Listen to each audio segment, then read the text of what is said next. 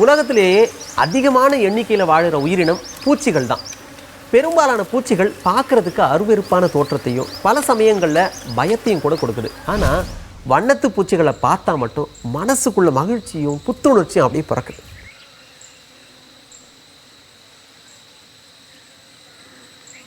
முட்டையிலிருந்து வெளியே வர்ற புழு வண்ணத்து பூச்சியாக மாறுற வரைக்கும் அது அடையிற உருமாற்றங்கள் இயற்கையின் வினோதங்களில் ஒன்று. பொதுவாக வண்ணத்து பூச்சி இடுற முட்டைகள் பொரியிறதுக்கு 3 நாட்கள்லேருந்து 12 நாட்கள் வரையிலும் ஆகுது. முட்டையிலிருந்து வெளியே வர்ற புழு தாவர இலைகளை வட்ட வடிவமாக கடித்து தின்னும். 2 வாரத்துக்கு இப்படி தொடர்ந்து இலைகளை கடித்து தின்னு நல்லா கொழு கொழுன்னு 2 அங்குல நீளத்துக்கு வளர்ந்துடும். வளர்ந்த இந்த புழுக்களை தான் கம்பளி புழுக்கள்னு சொல்கிறோம். கம்பளி புழுவோட பின்பாகத்தில் 2 கொக்கிகள் போன்ற பகுதிகள் இருக்கும். இந்த கொக்கிகளை பயன்படுத்தி கம்பளி புழுக்கள் இலைகளோட அடிப்பாகத்தில் ஒட்டிக்கிட்டு தலைகீழாக தொங்கும். அதை நம்ம பலமுறை பார்த்துருப்போம். அதை அடுத்து சில நாட்களில் இந்த கம்பளி புழுக்கள் தன்னோட தோலை கொஞ்சம் கொஞ்சமாக இழந்து கூட்டுப்புழுவாக மாற ஆரம்பிக்கும். இப்படி கம்பளி புழு கூட்டுப்புழுவாக மாறுற நிகழ்ச்சி சில மணி நேரங்கள்லேயே நடந்து முடிஞ்சிடும். கூட்டுப்புழுவை சுற்றி மெழுகு மாதிரி ஒரு மெலிசான தோல் பொருத்தி இருக்கும். இந்த தோல் கண்ணாடி மாதிரி உள்ளே இருக்கிற புழுவை தெளிவாக காட்டும்.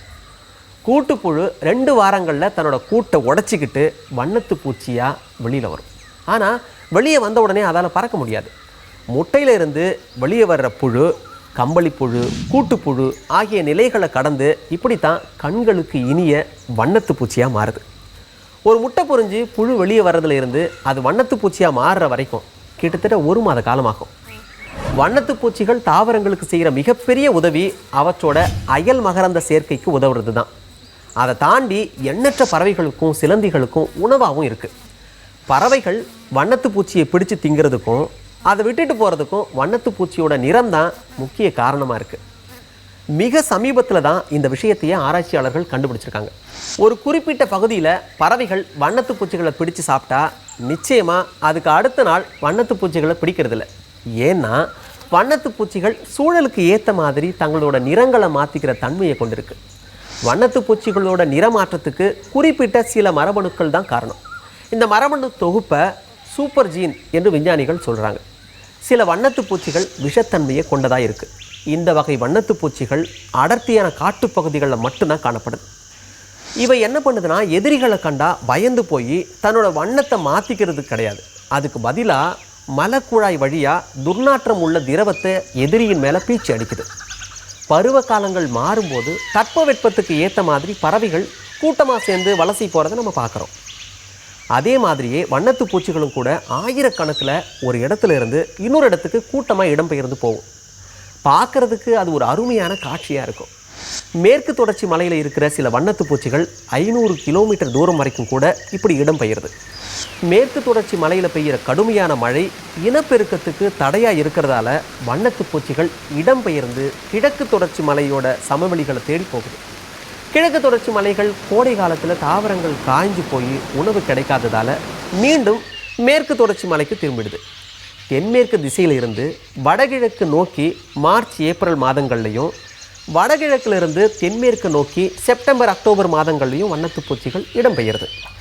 மலைகளை ஒட்டி இருக்கிற ஊர்களில் வண்ணத்து பூச்சிகள் கூட்டமாக இடம்பெயர்ந்து போகிறத பார்க்க முடியும். பறவைகளை மாதிரியே வண்ணத்து பூச்சிகளும் ஒரு குறிப்பிட்ட பாதையிலேயே தொடர்ந்து இடம்பெயர்ந்து போகிறதா கண்டுபிடிச்சிருக்காங்க. காடுகளோட அளவும் தாவரங்களோட நெருக்கமும் குறைஞ்சிக்கிட்டே வர்றதால வண்ணத்து பூச்சிகளோட எண்ணிக்கையும் நாளுக்கு நாள் வெகுவாக குறைஞ்சிக்கிட்டே வருது. இது மட்டும் இல்லாமல் சமீப காலத்தில் அளவுக்கு அதிகமாக நாம் பயன்படுத்துகிற வேதிப்பூச்சி கொல்லிகளும் வண்ணத்து பூச்சிகளோட வாழ்க்கைக்கு தீங்காக மாறி இருக்குது. வன விலங்குகளுக்கும் பறவைகளுக்கும் தனியாக சரணாலயங்கள் இருக்கிறது மாதிரி வண்ணத்து பூச்சிகளுக்கும் அமைக்கணும்னு இயற்கை ஆர்வலர்கள் தொடர்ந்து சொல்லிக்கிட்டே வராங்க. அந்த வகையில் தமிழக அரசு ஸ்ரீரங்கம் பக்கத்தில் காவிரி ஆற்றுக்கும் கொள்ளிடம் ஆற்றுக்கும் இடைப்பட்ட 25 ஏக்கர் பரப்பளவில் வண்ணத்து பூச்சிகளுக்குன்னு ஒரு தனி பூங்காவை அமைக்கிற வேலைகளை தொடங்கியிருக்கு. இந்த பூங்கா ஆசியாவிலேயே மிகப்பெரிய வண்ணத்து பூச்சி பூங்காவாக அமையப்போகுது. இப்படி பல இடங்களில் வண்ணத்து பூச்சிகளுக்காக பூங்கா அமைச்சிட்டா நமக்கு கிடைச்ச மாதிரியே வருங்கால சந்ததிகளுக்கும் பட்டாம்பூச்சியை பிடிச்சி விளையாடின சுகமான நினைவுகள் கிடைக்கும் இல்லையா?